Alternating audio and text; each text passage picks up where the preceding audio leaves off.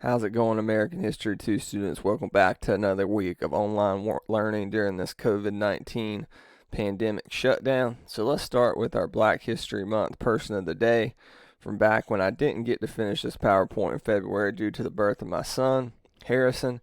We're going to start with Sidney Poitier today. He's the first African-American actor to be nominated for and win an Academy Award. I think male actor, there was a female actor nominated for Gone with the Wind way before this, but I should probably change that to male. He was nominated for The Defiant Ones in '58, Lily's Field 1963, that's where he won. He's the first African American to win an Oscar. He was in the military. He later was an ambassador to Japan, and he was awarded the Presidential Medal of Freedom by Barack Obama in 2009. He's from Miami, Florida. This isn't an actor that probably a lot of you guys are familiar with, but he's extremely important in African American history, and the history of the entertainment industry in Hollywood. So let's go ahead and get into our warm-up for today. This is day 150 of 180 if this was a normal school day. This is COVID shutdown day 24. This is your lesson for Monday, April 27th, 2020. Most of these questions come from 5.3. In fact, all do, I believe. What was the largest amphibious assault in the history of warfare? That was the D-Day landing. The Higgins boat, which was an amphibious, meaning land and sea vehicle, made it possible to storm those beaches in Normandy. They could pull the ships, and it sounds weird to say pull a ship, but they could pull those right up onto the cliffs there. What made D-Day possible? The Higgins boat. Who led the Allied forces at D-Day? Dwight D. Eisenhower. He will become president in 1952. He's a two-term consequential president from 52 to 1960. We're going to get into some of his stuff in the next part of Unit 5. So, let's review these. The largest amphibious assault in the history of warfare, the D-Day landing, the Higgins boat made it possible, and Dwight D. Eisenhower led that assault. So today is a reading activity watch-along, and it's going to focus on Iwo Jima and more of a personal touch to Iwo Jima than the military or even the historical stuff that you kind of can dive deep into with numbers. Iwo Jima was significant. It has one of the most famous images in American history with the flags being put up by the Marines on Iwo Jima, but it is where we took control of the Iwo Jima island, and it gave us access to landing strips we had to rebuild to deploy our Air Force throughout the Japanese islands. This is a big game changer for World War II in the Pacific, and you see by the death toll that the Allied forces had the upper hand here, which was mostly comprised of American soldiers. So let me pull up the reading activity. I'm going to email this to you later today. It is also going to be on Canvas, and I will send this watch-along video with that. Probably give you some abbreviated questions and some answers. So if you look at the first part of these reading activities, this is kind of like for me, so you can ignore all that. That wouldn't be printed if we were in class. Here are some facts about Iwo Jima and the flag raising. Now this is important, and you can feel free to read over that, but as far as the lesson, I want to focus on the primary source, which is a letter that Lieutenant Leonard Smith Isaacs Jr. sent to his two young boys. He is actually somebody who died, an American soldier who died on Iwo Jima. And this is probably the best reading activity we have in American history, I believe, at least that I use, besides the Trail of Tears one in American 1. Those of you that had me for American 1, that was the one that Clinton actually taught last semester for most of y'all. So I'm going to read through this, and then I'm going to go through some of the questions and give you an abbreviated questions to answer. As far as abbreviated, I mean the number you will have to do, because this does have, if you would scroll to the bottom, 12 questions. You're not going to answer all 12. I'll tell you at the end of the video what you will be answering, but I encourage you, if you're going to watch one reading activity all the way through, let this one be it, because it really talks about the personal toll that occurs during World War II and the impact it has on the soldiers the families of the soldiers, and why this generation who sacrificed in World War II and the Depression is commonly referred to as the greatest generation in American history. So let's get started. Lieutenant Leonard Smith Isaacs Jr. Now I'm going to go over this. This is kind of a background about him, and then I'll get into the actual letter. This is background about the Battle of Iwo Jima. The cost of war is not measured in numbers. It is a price that can only be calculated in human terms, in the individual lives it destroys, and in the pain it inflicts on all those who are left behind. And there's a picture of him with his 2 sons. Marine First Lieutenant Leonard Isaacs Jr., pictured left, of New Orleans, left behind a wife and 3 young children when he embarked for the Pacific on December 7th, 1944, not too long after Pearl Harbor. While stationed at the 5th Marine Headquarters near Hilo, Hawaii, Isaacs typed out a letter to his 2 sons. It is not a letter about battle or bloodshed. It did not even describe his everyday activities, physical surroundings, or wartime experiences. Rather, in his letter, he tried to explain to his children why he could not be with them that Christmas. His plain language and simple analogies simplified the war down to a child's level of understanding.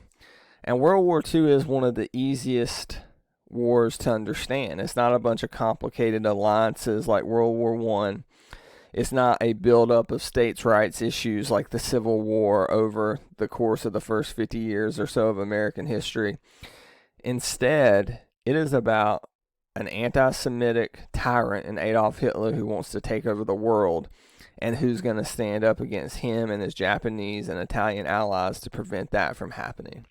So it is the most clear-cut good versus evil military conflict, I believe, in world history, let alone American. He wrote about fairness, responsibility, the courage, and freedom.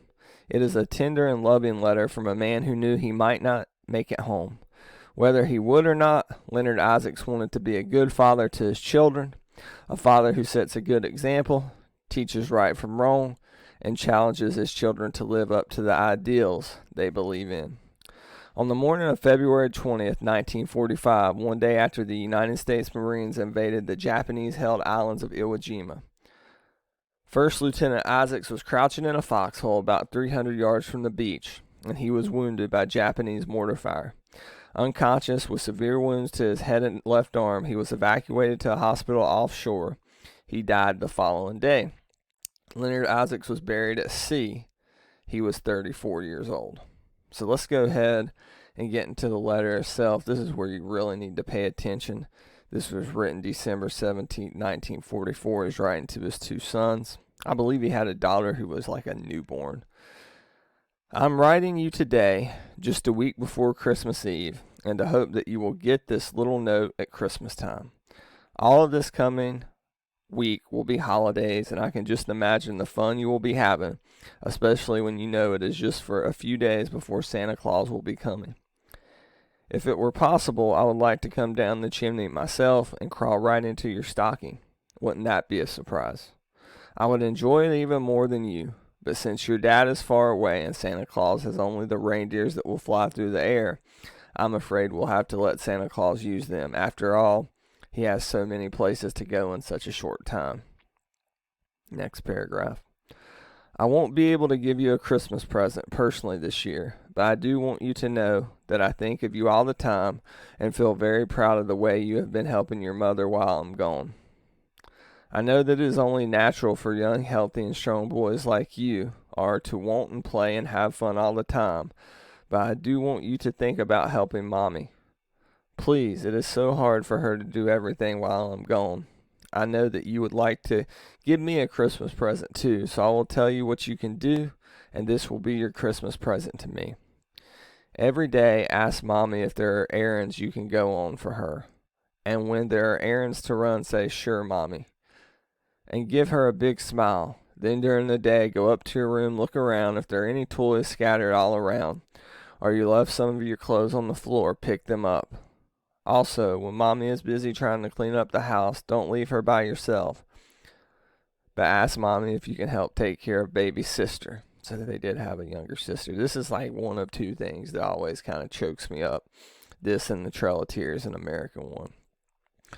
If you will do these things for me, that will be the finest Christmas present that you could give me. Oh yes, and Cece, are you eating your meals like a real man now? That's the younger brother. Next paragraph. Well, my boys, I guess you often wonder why people fight and have wars, and why lots of daddies have to go away at Christmas time fighting when it would be so much nicer to be at home. That's a hard question to answer. But you see, some countries like Japan and Germany have people living in them, just like some people you and I know. These people want to tell everybody what they can do and what they can't do. No one likes to be told how to live their life. I know that you certainly wouldn't like it if one of the boys in your neighborhood tried to tell you what church you should go to, what school you should go to, and particularly if that boy would always be trying to beat you up, or some smaller, weaker boy. You wouldn't like it. Next page. Finishing this paragraph. Would you? And unfortunately, the only way to make a person like that stop from this sort of thing, or a country like Japan or Germany, is to fight them and beat them and teach them that being a bully, because after all, that's what they are, is not a way to live. And that we can't put up with it. Right here. What does all this mean to you? Just simply this, my little boys. Dad doesn't want you to ever be a bully. I want you to always fight against anyone who tries to be one. I want you to always help the smaller fellow or the little boy who may not be as strong as you. I want you to always share what you have with the other fellow. And above all, my boys, have courage. Your courage to do the things that you think are right. To do these things, you need a strong body and a brave heart. Never run away from someone you may be afraid of. If you do, you will feel ashamed of yourself, and before long, you will find it easy to run away from the things that you should stand up and fight against. If you and lots of other boys try to do the things that Dad has been talking about in this letter, it may be that people will not have to fight wars in the years to come, and then all of the daddies in the world will be home for Christmas, and that is where they belong. Perhaps some of the things that I have been talking about you don't quite understand. If you don't, Mommy will explain them to you as she knows. Merry Christmas and Happy New Year. God bless you, Daddy. And he would die shortly after. Very somber. Let's look at these questions here. So if you're doing this, I want you... We're not going to do 10.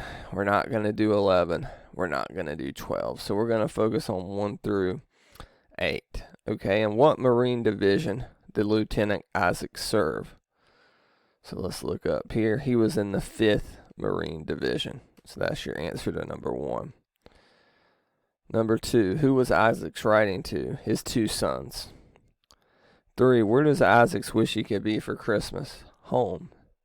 5, what does Isaac ask his sons to give him for Christmas that they help their mom around the house? I want you to answer 5 through 8 on your own. I've answered these 4, so you'll need to put those answers in your Google Doc and then answer these on your own. I hope you got something out of this. It really makes this a clear-cut good versus evil and shows that the stakes of war are more emotional and day-to-day than human than a lot of people realize, and that to be totalitarian and to be a bully is not the way of the United States. In fact, it's everything we fought against. If you have any questions about this reading activity or anything that's going on, email me at bsbell@clevelandcountyschools.org. Thank you so much for taking the time to watch this video and do this assignment. Stay safe. I miss you guys. I'll talk to you tomorrow.